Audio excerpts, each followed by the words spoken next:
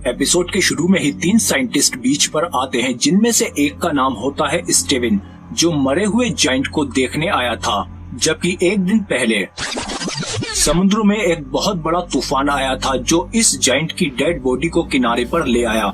सुबह लोकल मछुआरों ने अधिकारियों को इसके बारे में खबर दी।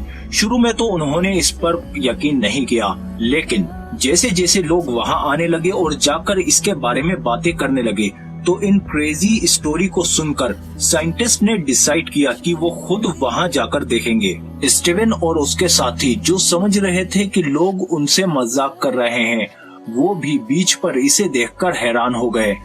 शुरू में तो लोग इसके चारों ओर खड़े थे और डर के मारे इसे छू भी नहीं रहे थे। स्टीवन के साथी ने अंदाजा लगाया कि इस जायंट का वजन लगभग 80 टन होगा, पर इतना विशाल होने की वजह से इसकी उम्र का अंदाजा लगाना बहुत मुश्किल था। लेकिन इसकी डिफाइंड नोज और माउथ को देखकर स्टीवन ने अंदाजा लगाया कि इसकी उम्र लगभग जवानी की होगी। ये एक यंग मैन है। ये तीनों इसको चारों तरफ से देखने लगे।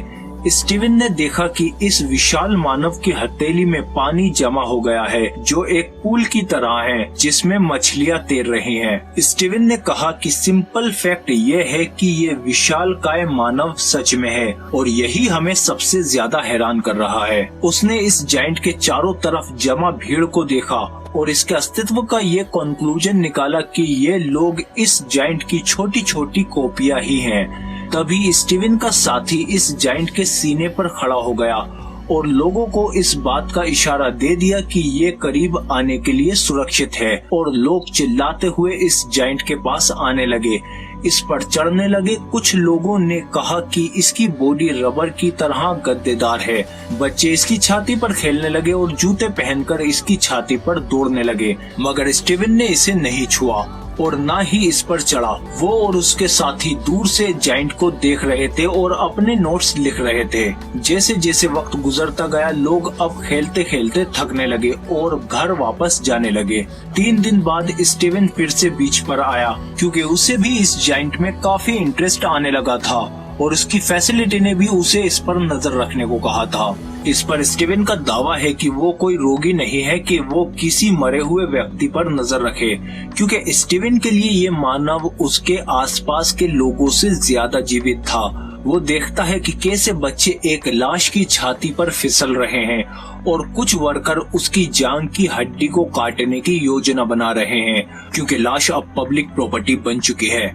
अगले दिन स्टीवन जानबूझकर सुबह के बजाय दोपहर में आया, ताकि वहाँ पर कोई न हो। जब वो बीच पर पहुंचा तो उसने देखा कि लाश अब काफी खराब हालत में है और उसकी बॉडी सड़ने लगी है। तभी वो देखता है कि एक लड़की उस जायंट के विशाल कान में बैठी है, जैसे कि वो कोई कुर्सी हो। स्टीवन नोटिस करता है कि अब इसका फेस पहले जैसा जवान नहीं रहा।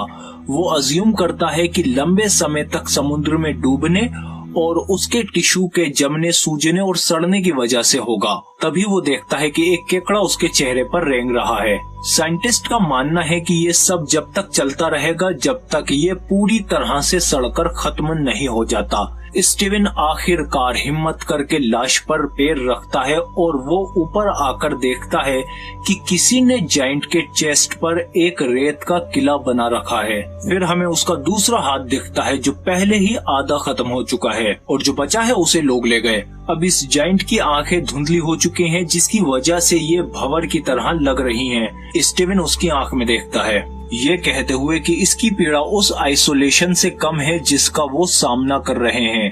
अगली बार जब स्टीवन आता है तो वो देखता है कि जायंट के दोनों हाथ और एक टांग गल चुकी है और उन्हें काट लिया गया है।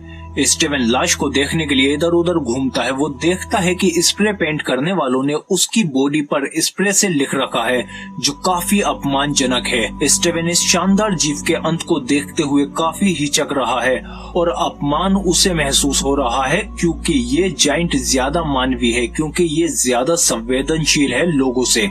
जब अगले दिन स्टीवन बीच पर आता है तो उसे काफी राहत मिलती है, क्योंकि उस लाश का सिर हटा दिया गया है। पक्षी उसका मांस खा रहे थे। स्टीवन ये सब दूर से देख रहा होता है और बिना सिर के ये इंसान कम लगता है। स्टीवन ने इसके साथ जो एक रिश्ता बनाया था वो भी अब कम हो गया। इस दिन के बाद स्टीवन कई हफ्तों तक बीच पर नहीं गया। फिर जब अगली बार वो बीच पर गया तो वो देखता है कि अब बीच पर उस जायंट का कोई भी ऐसा हिस्सा नहीं रहा जिसकी वजह से ये इंसान लगे। अब सिर्फ उसका सड़ता हुआ पेट बचा है और अब लोगों का इंटरेस्ट भी इसमें से खत्म हो गया। जायंट के आने के कुछ महीनों बाद लोग उसे भूल गए, पर उसकी बॉडी के हिस्से अभी भी शहर में दिखते रहते हैं, स्पेशली उसकी बोन्स, जिन्हें डेकोरेशन के लिए यूज किया जा रहा है।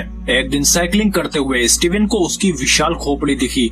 स्टीवन ने सोचा कि अगर वो शहर के पब्स वगैरह में देखेगा तो उससे ममीफाइड किए हुए नाक और कान भी शायद मिल जाए। स्टीवन के अनुसार ये डेकोरेशन उस जायंट की महानता को दर्शाती है।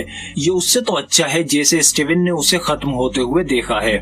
स्टीवन को उसके जेनाइटल्स यानी प्राइवेट पार्ट भी देखने को मिल जाते हैं एक सर्कस के म्यूजियम में, जिन्हें एक पूरे टेंट में रखा हुआ है। लेकिन दुख की बात यह है कि उन पर वेल का लेबल लगा रखा है, जो गलत है। साइंटिस्ट कहता है कि जिन लोगों ने उसे देखा उन्हें वो हमेशा एक समुद्री मॉन्स्टर की तरह याद रहेगा, मगर उसके लिए वो जायंट अभी भी जिंदा है।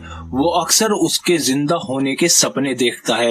वो अपने सपने में देखता है कि वो जायंट शहर में जाकर अपने सारे टुकड़ों को इकट्ठा करता है समुद्र में वापस जाने के लिए।